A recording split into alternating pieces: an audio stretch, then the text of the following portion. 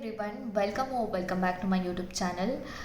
ನಾನಿವತ್ತು 2 ಮಾಕ್ ಬರ್ತಿದ್ದೀನಿ. ಅಂದರೆ ನಿನ್ನೆ ಒಂದು ಮಾಕ್ ಬರೆದೆ ಆ್ಯಂಡ್ ಇವತ್ತೊಂದು ಮಾಕ್ ಬಂದೆ. ನಾನು ಆದಷ್ಟು ಮಾಡೆಲ್ ಪೇಪರನ್ನು ಸಾಲ್ವ್ ಮಾಡ್ತಾಯಿದ್ದೀನಿ. ಸೊ ನಂದು ಮಾಕಲ್ಲಿ ಎಷ್ಟು ಮಾರ್ಕ್ಸ್ ಬಂತ ಅಂತ ಹೇಳ್ತೀನಿ. ಹಾಗೆ ನಾನು ಕೆಲವೊಂದು ಸೆಕ್ಷನಲ್ ಟೆಸ್ಟ್ ಕೂಡ ಬರ್ತಿದ್ದೀನಿ. ನಾನು ಜಾಸ್ತಿ ಪ್ರೀವಿಯಸ್ ಇಯರ್ದು ಏನು ಮಾಡೆಲ್ ಪೇಪರ್ ಇದೆ ಟೆಕ್ಸ್ಟ್ ಬುಕ್ಕಲ್ಲಿ ಪಾಸ್ ಪ್ರೋ ಅಲ್ಲಿ, ಸೊ ಅದನ್ನು ಅಟೆಂಪ್ಟ್ ಮಾಡೋಕ್ಕೆ ಟ್ರೈ ಮಾಡ್ತಾಯಿದ್ದೀನಿ. ಅಂದರೆ ನಾನು ಫುಲ್ ಮಾಕ್ ಅಟೆಂಪ್ಟ್ ಮಾಡ್ತಾ ಇಲ್ಲ. ನನ್ನ ಈ 3 ಡೇಸಲ್ಲಿ ಟಾರ್ಗೆಟ್ ಏನಂತಂದರೆ ರೀಸನಿಂಗಲ್ಲಿ ಎಷ್ಟು ಮ್ಯಾಕ್ಸಿಮಮ್ ತೆಗಿಯೋಕ್ಕಾಗುತ್ತೋ ಅಷ್ಟು ತೆಗೆಯೋದು ಅನ್ನೋವಂಥ ನಂದು ಒಂದು ಸ್ಟ್ರಾಟಜಿನ ಮಾಡ್ಕೊಂಡಿದ್ದೀನಿ. ಬಿಕಾಸ್ ಇಂಗ್ಲೀಷ್ ಮತ್ತು ಕ್ವಾಂಟ್ ಅಷ್ಟು ತೆಗಿಯೋಕ್ಕೆ ಆಗಲ್ಲ. ಆ್ಯಂಡ್ ಈಗ ಮಾಕ್ ಬರೀತಿರೋ ಪ್ರಕಾರ ಕ್ವಾಂಟಲ್ಲಿ ನನಗೆ ಸಮ್ಟೈಮ್ 13 ಅಟೆಂಪ್ಟ್ ಮಾಡ್ತೀನಿ. 100% ಎಕ್ಯುರೇಸಿ ಏನೋ ಬರ್ತಿದೆ, ಬಟ್ ಜಾಸ್ತಿ ಮಾಡ್ಕೊಳ್ಳೋಕ್ಕಾಗ್ತಾ ಇಲ್ಲ ಬಿಕಾಸ್ ಆಫ್ ಡಿ ಐ ಏನೋ ಅರ್ಥಮೆಟಿಕ್ ಬೇಸ್ಡ್ ಡಿ ಐ ಕೊಡ್ತಾ ಇದ್ದಾರೆ. ಅಂದರೆ ಈಸಿ ಇದ್ರೂ ಕೂಡ ಲೆಂತ್ ಇದೆ, ಸೊ ಆ ಟೈಮಲ್ಲಿ ಮಾಡೋಕ್ಕಾಗ್ತಿಲ್ಲ. ವಿತಿನ್ 20 ಮಿನಿಟ್ಸಲ್ಲಿ ನನಗೆ ಜಸ್ಟ್ ಸಿಂಪ್ಲಿಫಿಕೇಷನ್ 5 ಕ್ವಾಡ್ರೆಟಿಕ್ ಆ ಥರ ಕೊಟ್ಟಿದ್ರೆ, ಅಥವಾ ನಂಬರ್ ಸೀರೀಸು ಅಥವಾ ರಾಂಗ್ ನಂಬರ್ ಸೀರೀಸ್ ಕೊಟ್ಟಿದ್ರೆ, plus 1-2 arithmetic and 1 D I ಮಾಡೋಕ್ಕಾಗ್ತಿದೆ ಅಷ್ಟೇ. ಅದು ಬಿಟ್ಟು ಬೇರೆ ಡಿ ಐಯಲ್ಲಿ ತುಂಬ ಡಿಫಿಕಲ್ಟ್ ಇರೋ ಕ್ವಶನ್ಸನ್ನು ನನಗೆ ಸಾಲ್ವ್ ಮಾಡೋಕ್ಕಾಗ್ತಾ ಇಲ್ಲ. ಟೈಮ್ ಸಾಕಾಗ್ತಾ ಇಲ್ಲ ಅಷ್ಟೇ. ನನಗೆ ಕಾನ್ಸೆಪ್ಟ್ ಕ್ಲಿಯರ್ ಇದೆ. ಅದಕ್ಕೋಸ್ಕರ ನಾನು ರೀಸನಿಂಗ್ ಹೈಯೆಸ್ಟ್ ಮಾರ್ಕ್ಸ್ 40 ಮಾರ್ಕ್ಸ್ ಇರೋದ್ರಿಂದ ನಾನು ಮ್ಯಾಕ್ಸಿಮಮ್ ರೀಸನಿಂಗ್ ತೆಗೆಯೋಣ ಅಂತ ಆದಷ್ಟು ರೀಸನಿಂಗ್ ಸೆಕ್ಷನಲ್ ಟೆಸ್ಟ್ ಬರೀತಾ ಇದ್ದೀನಿ. ಸೊ ಮಾಕ್ ನೀವು ಎಕ್ಸಾಮಿಗೆ ಚೆನ್ನಾಗಿ ಓದ್ತಿದ್ದೀರಾ ಅಂತ ಅಂದ್ಕೊಂಡಿದ್ದೀನಿ. 23ಗೆ ಎಕ್ಸಾಮ್ ಇರೋದು. ನನಗೆ 23rd ಫಸ್ಟ್ ಶಿಫ್ಟಿಗೆ ಎಕ್ಸಾಮ್ ಇದೆ, ಅದು ಶಿವಮೊಗ್ಗದಲ್ಲಿ. ಸೊ ಯಾರೆಲ್ಲ ಶಿವಮೊಗ್ಗದಲ್ಲಿ ಬರ್ತಿದ್ರೆ ಕಮೆಂಟಲ್ಲಿ ತಿಳಿಸಿ. 23rd ಫಸ್ಟಿಗೆ ಯಾರು ಶಿವಮೊಗ್ಗದವರು ಈ ವಿಡಿಯೋ ನೋಡ್ತಾ ಇದ್ರೆ ಶಿವಮೊಗ್ಗ ಸೆಂಟರ್ ಅವರು, ನನ್ನ ಮಾರ್ಕ್ಸ್ ಎಷ್ಟು ಅಂತ ಹೇಳ್ತೀನಿ. ಹಾಗೆ ನಂದು previous year IBPS PO prelims mock score card ಕೂಡ ನನ್ನರಲ್ಲಿ ಹಾಕಿದ್ದೀನಿ. ನಾನು ಲಾಸ್ಟ್ ಇಯರ್ ಏನಂತಂದರೆ ನಾನು ಇಷ್ಟು ಮಾಕ್ ಬರದೇ ಇರಲಿಲ್ಲ. ಫಸ್ಟ್ ಆಫ್ ಆಲ್ ಯಾಕೆ ಅಂತಂದರೆ IBPS PO ಮಿಡಲಲ್ಲಿ ಬಂದಿದ್ದು, RRB PO ಇತ್ತು, RRB ಕ್ಲರ್ಕ್ ಇತ್ತು. ಇವೆಲ್ಲ ಎಕ್ಸಾಮ್ ಆದಮೇಲೆ ಯಾವುದೋ ಒಂದು ಮೇನ್ಸ್ ಇರಬೇಕಾದ್ರೆ ಅನಿಸುತ್ತೆ ಮಿಡಲಲ್ಲಿ ಬಂದಿದ್ದು. ಸೊ ನಾನು ಸಪ್ರೇಟಾಗಿ IBPS POಗೆ ಅಂತ ಓದಿರಲಿಲ್ಲ. RRB POಗೆ ಏನು ಓದಿದ್ದೆ ಅದೇ ಆಗಿತ್ತು. ಸೊ ಡೈರೆಕ್ಟಾಗಿ ಹೋಗಿ ಎಕ್ಸಾಮ್ ಬರೆದು ಬಂದಿದ್ದು. ಅದರಲ್ಲಿ ನನಗೆ ಸಮಥಿಂಗ್ ಏನೋ 50 ಸಮಥಿಂಗ್ ಬಂದಿದೆ. ಅಬೋ ಕಟ್ ಆಫ್ 10 ಮಾರ್ಕ್ಸ್ ಅಲ್ಲಿ 7 ಮಾರ್ಕ್ಸ್ ಎಷ್ಟು ಬಂದಿದೆ. ನೀವು ಹೋಗಿ ಚೆಕ್ ಮಾಡಿ, ನಂಗೆ ಮರ್ತು ಹೋಗಿದೆ.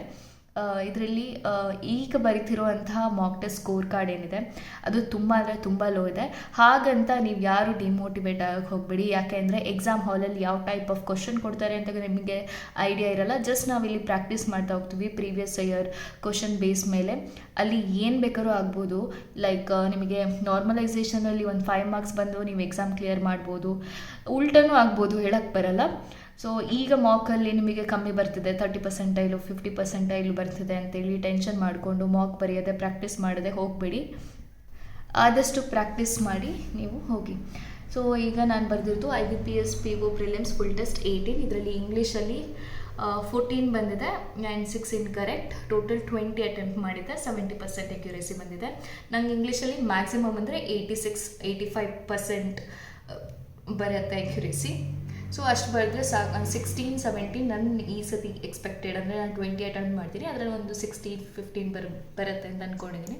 ನೆಕ್ಸ್ಟ್ ಕ್ವಾಂಟಲ್ಲಿ 13 ಅಟೆಂಪ್ಟ್ ಮಾಡಿದೆ, 13 ಕರೆಕ್ಟ್ ಇದೆ. ನಾನು ಹೇಳ್ದೆ ಅಲ್ವಾ ಕ್ವಾಂಟಲ್ಲಿ ನನಗೆ ಜಾಸ್ತಿ ಬರ್ತಾ ಇಲ್ಲ ಅಂತ.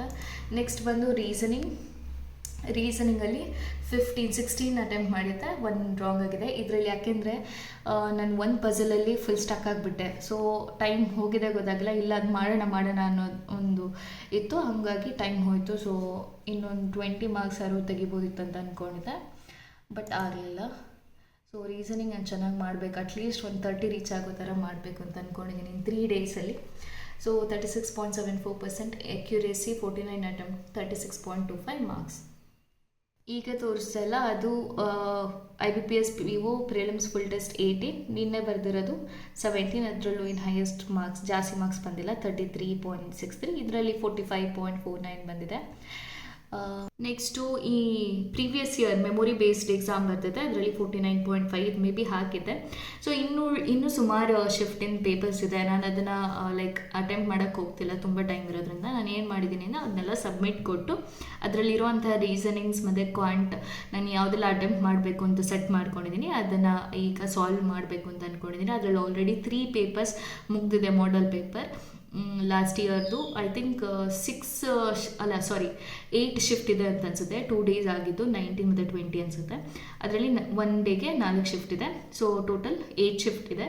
ಅದರಲ್ಲಿ ನನಗೆ 3 ಮಾಡೆಲ್ ಪೇಪರ್ ನಾನು ಕಂಪ್ಲೀಟಾಗಿ ಸಾಲ್ವ್ ಮಾಡಿದ್ದೀನಿ.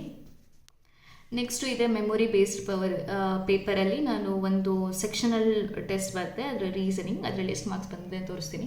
21 ಅಟೆಂಪ್ಟ್ ಮಾಡಿದ್ದು. ಸೊ 21ಗೆ 22 ಅಟೆಂಪ್ಟ್ ಮಾಡಿದ್ದು, 21 ಕರೆಕ್ಟ್ ಆಗಿದೆ.